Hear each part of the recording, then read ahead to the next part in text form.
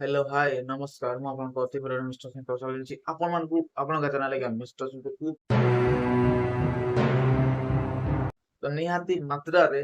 କହିବା ପାଇଁ ଚାହୁଁଛି ଯେ ଅପଡେଟ ତ ଆଜ୍ଞା ଗୋଟେ ଦିନ ପୂର୍ବରୁ ହିଁ ଆସି ଯାଇଥିଲା ହେଲେ ମୁଁ ସଠିକ ଟାଇମରେ ଆଜ୍ଞା ସମୟ ନ ପାଇଥିବାରୁ ମୁଁ ଭିଡିଓ ଜରିଆରେ ଆପଣଙ୍କୁ ସେୟାର କରିପାରିଲି ନାହିଁ ସେଥିପାଇଁ ମୋତେ କ୍ଷମା କରିଦେବେ ତ ନିହାତି ମାତ୍ରାରେ ଚ୍ୟାନେଲକୁ ଯୋଉମାନେ ବି ଏବେ ସୁଦ୍ଧା ସବସ୍କ୍ରାଇବ କରିନାହାନ୍ତି ପ୍ଲିଜ ମିଷ୍ଟର ଶଙ୍କର ୟୁଟ୍ୟୁବ ଚ୍ୟାନେଲକୁ ସବସ୍କ୍ରାଇବ କରିଦେଇକି ପାଖରେ ଥିବା ନୋଟିଫିକେସନ ବେଲକୁ ମଧ୍ୟ ଅନ୍ କ୍ଲିକ୍ କରିକି ଭିଡିଓ ପୁରା ଲାଇକ୍ କରନ୍ତୁ ଭିଡିଓ ପୁରା ସେୟାର କରନ୍ତୁ ଟକାଟାକୁ ବୁଢା ନାହିଁ ଦେଖିବା ଦରକାର ଜାଣିବା ଦରକାର ଶୁଣିବା ଦରକାର ଯେ ଏଇ ସବୁ ଧମାକା ହେବା ପାଇଁ ଯାଉଛି ଏହି ଦିନ এই ସବୁ ଜିନିଷ ଆସିବ କଣ ହବ କଣ ନାହିଁ ଫୁଲ ଟୁ ଡିଟେଲ୍ସ ମୁଁ ଏଇ ଭିଡିଓ ମାଧ୍ୟମରେ ଆପଣଙ୍କୁ ଫୁଲ ଟୁ ସେୟାର କରିଦେବି ତ ଫୁଲ ଟୁ ୱାଚ୍ କରନ୍ତୁ ତେବେ ଆପଣ ମାନେ ସଠିକ ତଥ୍ୟର ସଠିକ ଭାବରେ ଉତ୍ତର ପାଇଯିବେ ତ ଚାଲନ୍ତୁ ଭିଡିଓକୁ ଷ୍ଟାର୍ଟ କରିବା ନିହାତି ମାତ୍ରାରେ ମୁଁ କହିବା ପାଇଁ ଚାହୁଁଛି ଓଡିଶାର ସବୁଠୁ ବଡ ପର୍ବ ହଉଛି ଆଜ୍ଞା ରଜ ପର୍ବ ଯୋଉ ରଜ ପର୍ବରେ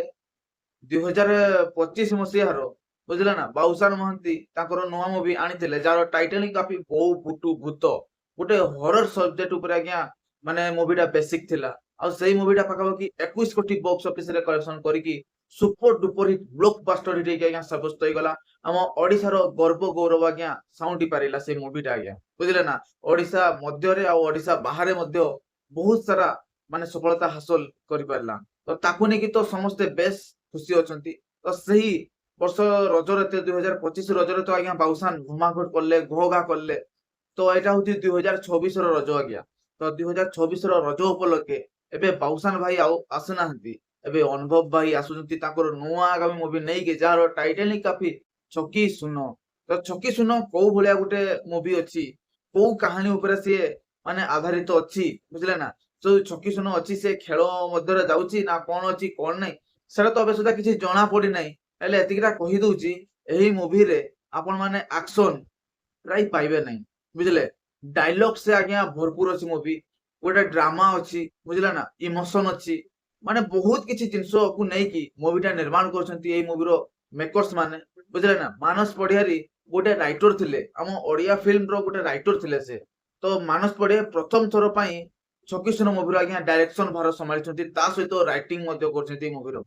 ବହୁତ ହି ବଢିଆ ଭାବରେ ସିନେମାଟୋଗ୍ରାଫ ମଧ୍ୟ କରୁଛନ୍ତି ବହୁତ ବଢିଆ ଭାବରେ ଗୋଟେ ଭିଜନ ସହିତ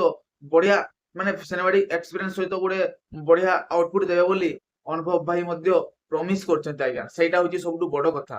ତାପରେ ରହିଲା କଥା ଛକି ଶୂନ ମୁଭିକୁ ନେଇକି ଅପଡେଟ ଆଜ୍ଞା ଅଫିସିଆଲ ଭାବରେ ଛକି ଶୂନ ମୁଭିକୁ ନେଇକି ଏପ୍ରିଲ ମାସର 30 ତାରିଖରେ ଆଜ୍ଞା ଅଫିସିଆଲ ଭାବରେ ଲଞ୍ଚ କରିଦେଲେ ମେକର୍ସ ମାନେ ଯେ ଏହି ଦିନ ଆସିବା ପାଇଁ ଯାଉଛି ଏଇ ମୁଭିର ଅଫିସିଆଲ ଭାବରେ ଟିଜରଟା ଆଉ ଟିଜର ଲେଖା ହେଇଛି 1 ବୋଲି ତ ଆପଣ ମାନେ ଭାବିବେ ନାହିଁ ଯେ କେବଳ ଗୋଟିଏ ହିଁ ଟିଜର ଆସିବ ଆଜ୍ଞା ବୁଝିଲେ ନା 1 ଲେଖା ହେଇଛି ମାନେ ଦୁଇଟା ବି ଟିଜର ଆସିପାରେ ତିନିଟା ବି ଆସିପାରେ ବୁଝିଲେ ନା ଏମିତି କିଛି କିଛି ଆସିବ ଆଉଟପୁଟ ମୁଭି ରିଲିଜ ହେବା ସମୟରେ ଆଜ୍ଞା ତ ନିହାତି ମାତ୍ରାରେ ଛକିଶୂନ ମୁଭିର ପ୍ରଥମ ଟିଜରଟା ୱାର୍ଲଡରେ ରିଲିଜ ହେବା ପାଇଁ ଯାଉଛି ବା ୱାର୍ଲଡରେ ପ୍ରିମିୟର ହେବା ପାଇଁ ଯାଉଛି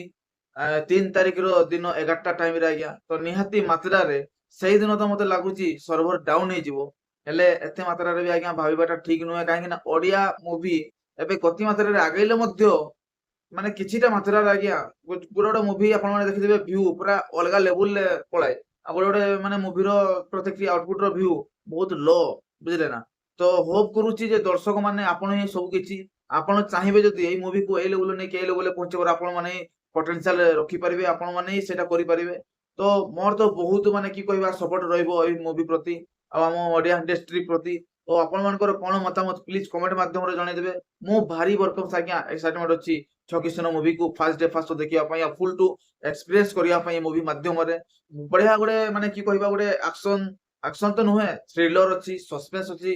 ତାପରେ ଏମିତି ଗୋଟେ ମାନେ ମଡର୍ନ ମିଷ୍ଟ୍ରି ଅଛି ଆଜ୍ଞା ବୁଝିଲେ ପୁରା ଛାନଭିନ କରି କରି ଅନୁଭବ ଭାଇ ପୁରା ଅଲଗା ଲେବୁଲରେ ଘାଣ୍ଟିବେ ଏଥର ଫିଲ୍ମ ହଲରେ ତ ନିହାତି ମାତ୍ରାରେ ଅଲଗା ପ୍ରକାର ଘୋ ଘା ହବ ଫାର୍ଷ୍ଟ ଟିଜର ଦେଖିବା ପାଇଁ ଆପଣ ମାନେ କେତେ ଏକ୍ସାଇଟମେଣ୍ଟ ଅଛି ପ୍ଲିଜ କମେଣ୍ଟ ମାଧ୍ୟମରେ ଜଣେଇଦେବେ ଆଉ ଭିଡିଓକୁ ପୁରା ଲାଇକ୍ କରନ୍ତୁ ଭିଡିଓକୁ ପୁରା ସେୟାର କରନ୍ତୁ ଚ୍ୟାନେଲକୁ ସବସ୍କ୍ରାଇବ କରିଦେଇକି ପାଖରେ ଥିବା ନୋଟିଫିକେସନ ବେଲକୁ ମଧ୍ୟ ଅନ୍ କ୍ଲିକ୍ କରି ଭିଡିଓ ପୁରା ଲାଇକ୍ କରନ୍ତୁ ଭିଡିଓକୁ ପୁରା ସେୟାର କରନ୍ତୁ ତ टिल करें बाय बाय जय जगन्नाथ।